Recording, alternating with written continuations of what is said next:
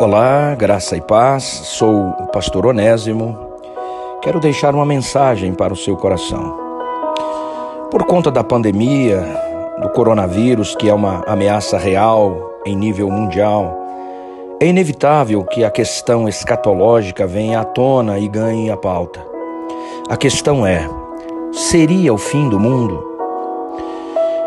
Veja, a história não é linear, isto é, uma sucessão de fatos e tudo estará acabado e extinto. Também não é circular, como numa roda girando infinitamente com fatos que vêm e vão e logo voltam, ou pendular, como num movimento, de um lado para o outro, onde tudo vai e volta sem fim. Na revelação bíblica, alguns acontecimentos são previstos e podem ser esperados como sinais da vinda de Jesus Cristo e do fim dos tempos. Vejam, duas realidades: a vinda de Cristo, a volta de Jesus Cristo e o fim dos tempos. Isso dentro do propósito divino para a inauguração de uma nova ordem de coisas. Temos num conjunto de textos bíblicos, tanto do Antigo Testamento quanto do Novo Testamento, uma série de eventos que sinalizam o fim e para os quais devemos atentar. Podemos fazer uma síntese dos textos, das narrativas apocalípticas presentes nos livros de Daniel, Ezequiel, Zacarias, nos evangelhos com Jesus, nas cartas de Paulo, Pedro e no Apocalipse escrito por João. Sobre a vinda de Cristo e o fim dos tempos, temos os seguintes eventos ou sinais: o aparecimento de falsos cristos. Isso acontece de diferentes formas, tanto como aqueles que se apresentam como o Messias esperado, e já apareceram vários ao longo da história, como também falsos conceitos a respeito de Jesus, e temos muitos falsos conceitos, que não se harmonizam com o Cristo, Filho de Deus, revelado na Bíblia e na história. Os textos bíblicos mencionam guerras, fomes, terremotos. Sobre isso, alguém pode questionar, mas sempre houve fatos ou catástrofes assim na história. Fomes, pestes, terremotos. Sim, é verdade. Mas precisamos observar que Jesus disse que seria como dores de parto. São contrações que vão se dando e aumentando até que venha a luz. É um processo contínuo que tende a tornar-se mais intenso a cada época. O mundo sofrerá grandes abalos, catástrofes naturais e tragédias sociais, transformações geopolíticas e econômicas cada vez mais rápidas, intensas e numerosas. O texto bíblico diz que isso é apenas o início das dores.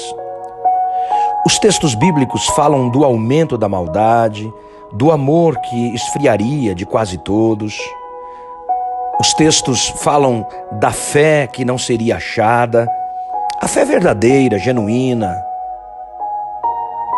Fala da realidade da apostasia, que é o afastamento do verdadeiro evangelho.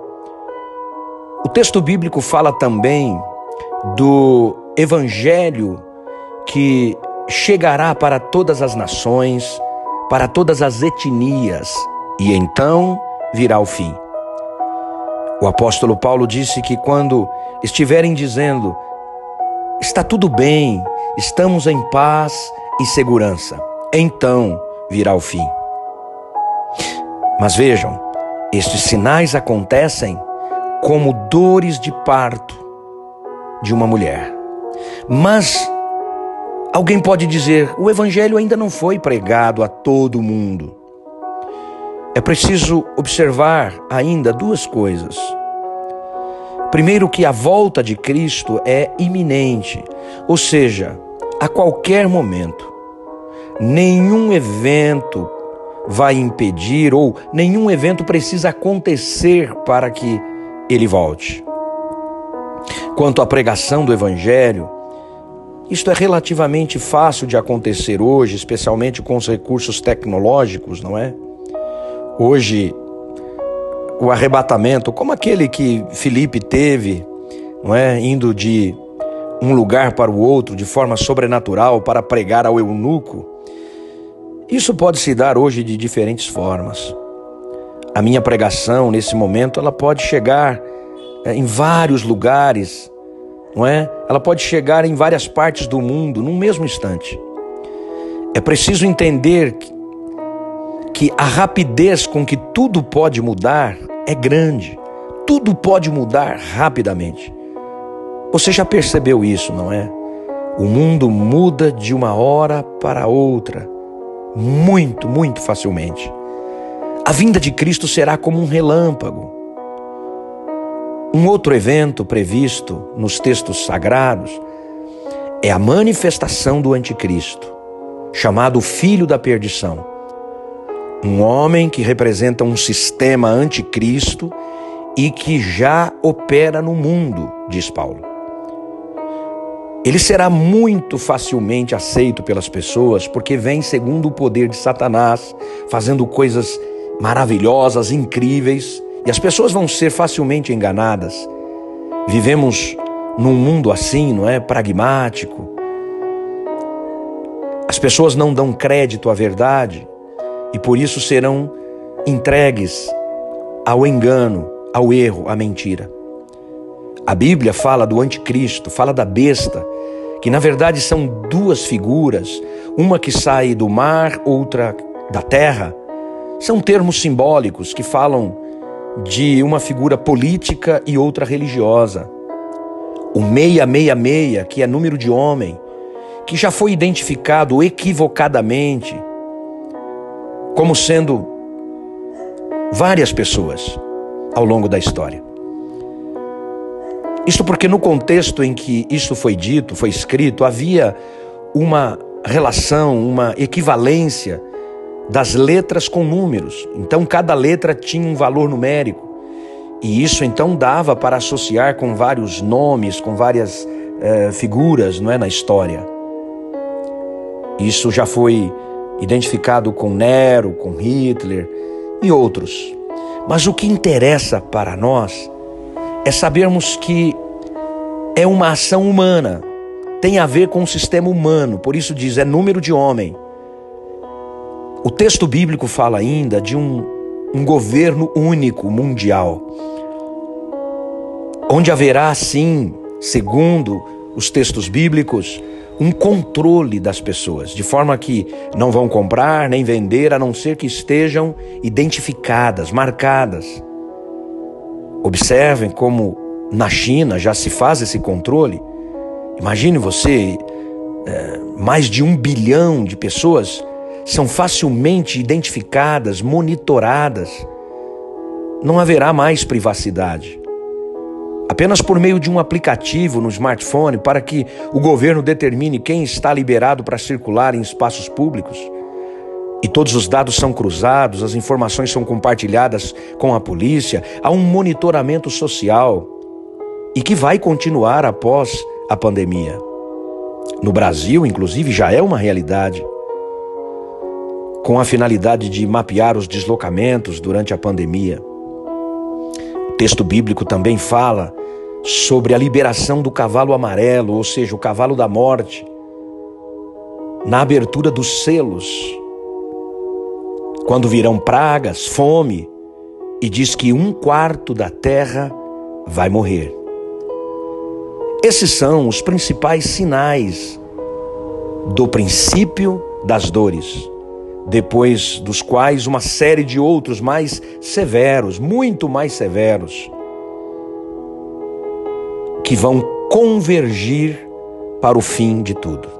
Acontecimentos, catástrofes, que são chamados de trombetas e taças, uma linguagem metafórica, não é? Mas que, por enquanto, esta ação do maligno, que já opera, mas não plenamente, diz o texto bíblico que esta ação está detida pela operação do Espírito Santo por meio da igreja. até que a igreja seja afastada. Mas o dia e a hora da volta de Cristo, ninguém sabe. Não podemos agendar, mas temos de ficar alertas, prontos. Esta é a recomendação, porque a volta de Cristo é iminente. Pode acontecer a qualquer momento. Nenhum evento impedirá que Cristo volte hoje, por exemplo. Portanto, vigiem. Ele virá numa hora em que menos esperam, diz a Escritura. Devemos estar com a casa em ordem, de mãos dadas com Jesus, confiados na graça, vivendo como filhos da luz, em amor, santidade, temor, e exercendo a mordomia, cuidando, administrando tudo, do modo como Ele ordenou, deixou para que cuidássemos. Cuide da vida, cuide do relacionamento com Deus, cuide do caráter, cumpra a sua missão.